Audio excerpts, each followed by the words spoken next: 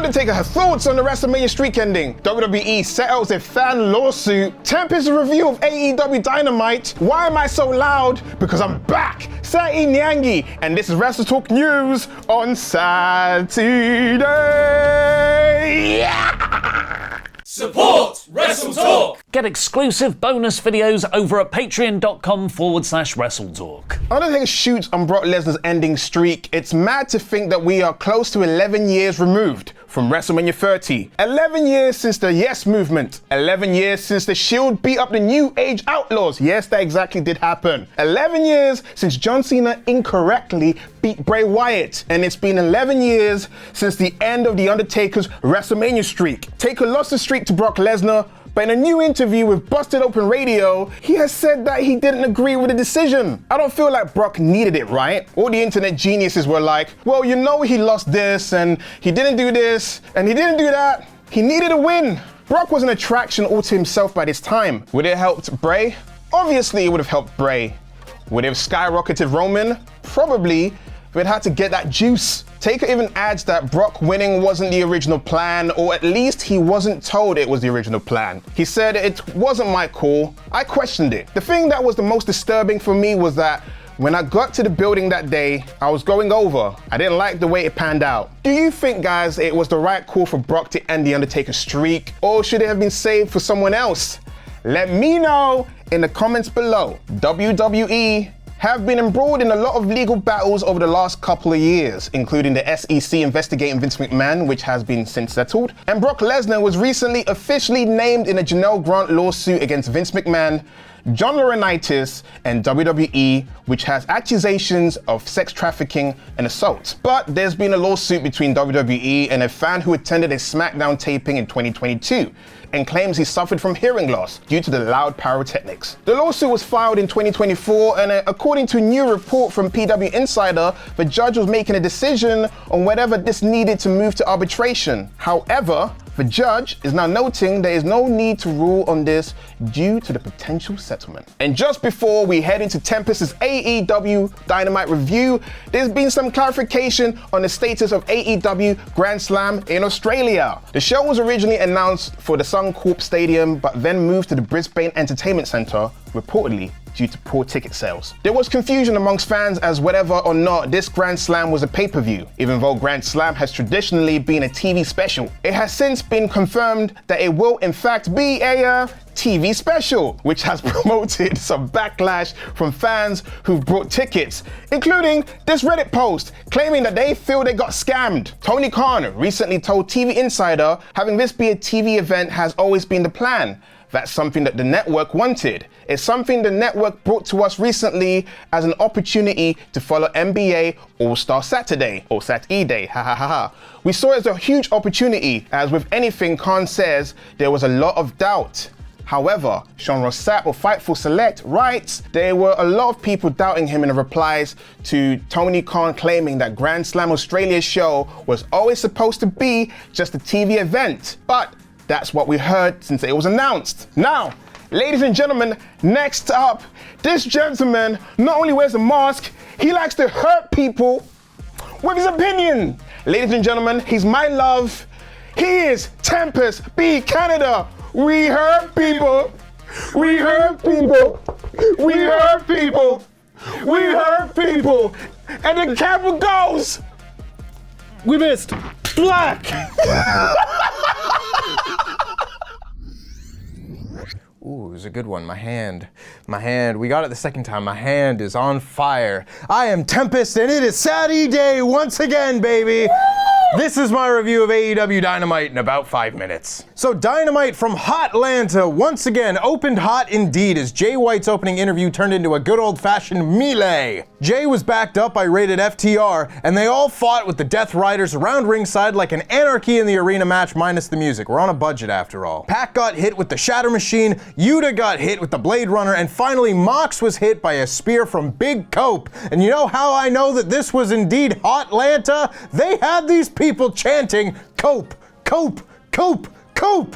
That's a magical crowd right there. Cope challenged Moxley to a match at Revolution, to which Moxley refused, but Jay challenged Mox and Claudio to a Brisbane brawl at Grand Slam, which they sort of accepted, I guess. It was made official, so I guess they did. Will Ospreay then took on a mystery member of the Don Callis family, which turned out to be Trent Beretta, and hang on, sorry, that is my placeholder script. What actually happened was much more tragic. Don Callis introduced the newest member of the family, the Ospreay Killer, Mark Davis. No! No!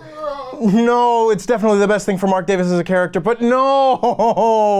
Ozzy, Ozzy, Ozzy! No, no, no! Ozzy! No! Ozzy! No! Ospreay himself had to fight through his own heartbreak to try and take down his former friend. Mark Davis doesn't particularly stand out as a big guy if you just stick him in a lineup of the entire AEW roster, but when you see him match up with a Will Ospreay, then you get to see how he uses his very impressive size very well. Just seeing Ospreay bounce off Davis on a dive and Davis launch Will into a pile driver, just ooh, chef's kiss. Davis tried to use an exposed turnbuckle, but the referee caught him, and in the confusion, Will hit the hidden blade for the win. You'll be shocked to know this was a very solid opening match, which was then followed by Will inviting Kenny Omega down to the ring. Kenny told Mark Davis that there are always people you can trust. It doesn't matter what Don Callis has on him, and Kenny said it's been a long time since people have been able to feel what he feels, but at Grand Slam, everyone will feel Kenny Omega, and they'll know that the future of AEW lies with them. Kenny just has a real, genuine quality to him. It's just different with him. I love this man. He is a Canadian hero. You're my Canadian hero. Thank you. I love you, baby. I miss you. After a great recap of Swerve and Ricochet's feud, we had the arrival of the Hurt Syndicate. We hurt people! We hurt people! We hurt people! We hurt people! MVP dapped up Westside Gunn. He's the one with the album that had Sid on the big billboard in Times Square for the uninformed. Boom! And then he introduced the tag champs. These dudes are just so cool, standing there in their suits while Atlanta chants, "We hurt people! We hurt people!" Perfection. MVP put over Private Party, but said they were just the wrong people at the wrong place at the wrong time. They were then interrupted by the returning Ass Boys, and you know what? I think that is a perfect use of the returning Gun Club. There isn't going to be a big spot available to them in the tag division, so being the first team fed to your new tag champs, that's just tidy business. They said they never got their rematch for the tag titles, so MVP gave them the shot next week. Harley Cameron and her excellent ventriloquist skills are backstage, and they are interrupted by Mercedes Moné, who says that one win doesn't mean that Harley isn't a loser, and losers don't get to ride the Moné train. Harley Cameron is a treasure, and she must be protected. Also, don't let the outside world find out about her. She's too talented. She'll make more money elsewhere. Hangman Page was asked about why he was looking for Swerve Strickland last week, and Hangman said that was a moment of weakness, and he will say no more on the subject. He was asked if he had any regrets about his match with Christopher Daniels, to which Hangman said, no. That Daniels overplayed his hand in accepting a Texas death match with the Hangman. You can see the light within Hangman Page just fighting to get out. He's Kylo Ren, if Kylo Ren had a satisfying story arc. He was then interrupted by Max Caster, who suggested Hangman put Bowens or Daddy Ass in the hospital, which only pissed Hanger off, and I'm sure they'll have a TV match sometime soon. The Hounds of Hell took on Konosuke Takeshita and Kyle Fletcher, and immediately we had Aussie on Aussie action with Matthews taking on Fletcher. And it was simple, but I'm glad both of these guys got to establish the tone of this match, given that both performers will be featured heavily at Grand Slam. Brody King ran wild with chops as things broke down, which led to Brody hitting multiple flying crossbodies on both Callis boys at ringside. The family recovered and got the heat, culminating in an awesome exchange between Brody and Takeshita, enduring all the heavy shots the other could throw, and then both fall down at the same time from exhaustion. It also led to one hell of a hot tag from Buddy Matthews.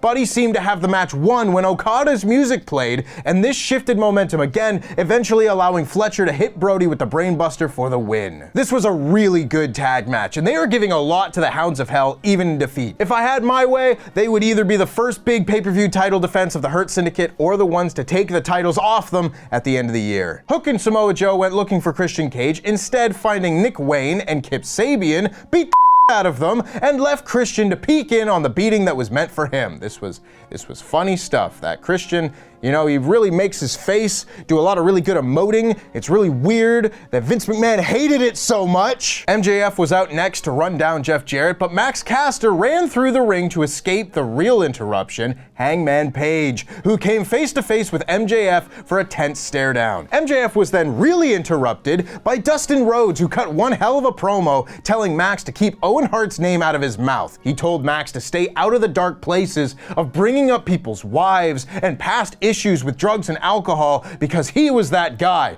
Dustin is 16 years clean and sober, and he went to hell and kicked the devil's face in, and MJF isn't the devil. Dustin said he's better than Max, and Max knows it, which is the bit that set Max off, who does make fun of Dustin's drug use, but says the funny part is taking 37 years to get out of his daddy's shadow, only to find himself in the shadow of his widow baby brother. This started a brawl which ends with MJF kicking Dustin in the nuts. MJF on his way to the back crossed paths with Christopher Daniels, and Max called him an old man. You can already see the different storyline threads of MJF and Hangman Page weaving together. It is my favorite thing right now. I tell you though, at this point, there are a handful of matches and feuds I am much more interested in with Max than seeing the one that he's currently involved in with Jeff Jarrett. Can't last longer than Revolution, right?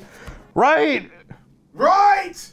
Hell yeah. Queen Aminata got a very lovely reaction from the Atlanta crowd before she faced Mariah May, played by Toni Storm. And if that sounds weird, it's because it is. Toni Storm had all of Mariah's mannerisms down perfectly and had the real Mariah on commentary shaken by this display of flattery. The crowd were more heated for this than the usual Dynamite crowd, particularly once Aminata hit her awesome running knee through the ropes. Toni hit the Mayday for the win, and then after the match cut a promo as Mariah, mocking the women's champion until the real Mariah had to storm to the back. Speaking of backstage, we cut to Dustin Rhodes, who was very worked up and said next week in Austin, Texas, he's gonna beat Max's ass.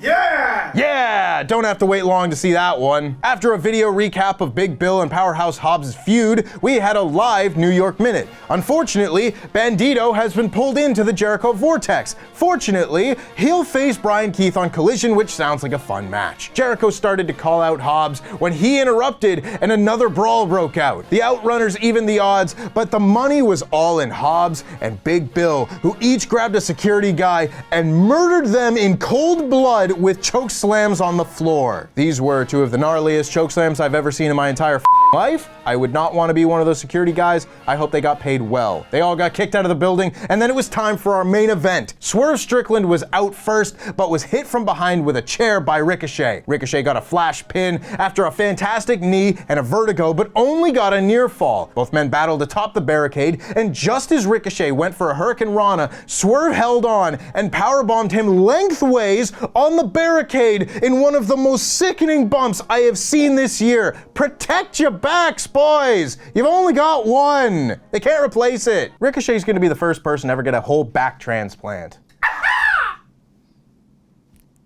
Aha. Swerve drove Ricochet into the turnbuckle bar, and I must say, this story of Ricochet thinking he is a badass, dangerous man, and then having to face a man who actually is a badass, dangerous man, has been excellently, perfectly executed. This is particularly true within this match. When Ricochet got the most offense in, it was doing his high-flying moves, which is what he's best at. When he tried to play Swerve's game, like when he got caught going for a low blow, he failed because Ricochet's not that guy. Just great in-ring storytelling, man. Swerve cut off the Spirit Gun with a house call, but as he went for the Swerve Stomp, Ricochet held his hands up to defend himself, which caught Swerve in the junk in an inadvertent low blow and allowed Ricochet to hit the Spirit Gun for the win, taking Swerve's robe in the process for himself. I was a bit surprised at the result of this match, given that Swerve hasn't gotten a lot of big wins as of late, but the story in this main event was just fantastic, and it capped off a pretty gosh darn great episode of Dynamite. A hot crowd goes a long way, but these days I just gotta hope that the things I love most on this show are what's highlighted the strongest, and this week that was very much the case. This episode of Dynamite gets a very strong 4 out of 5. But before I go, do you remember the Mountain Dew Pitch Black match from the Royal Rumble?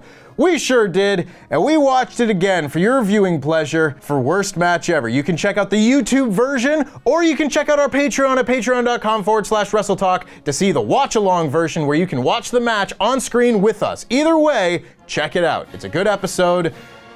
It is still really not very good, is it? They shouldn't have. You defended this! You, defender of the Bray Wyatt LA Knight feud! You! Yeah! You! Yeah! You! Yeah!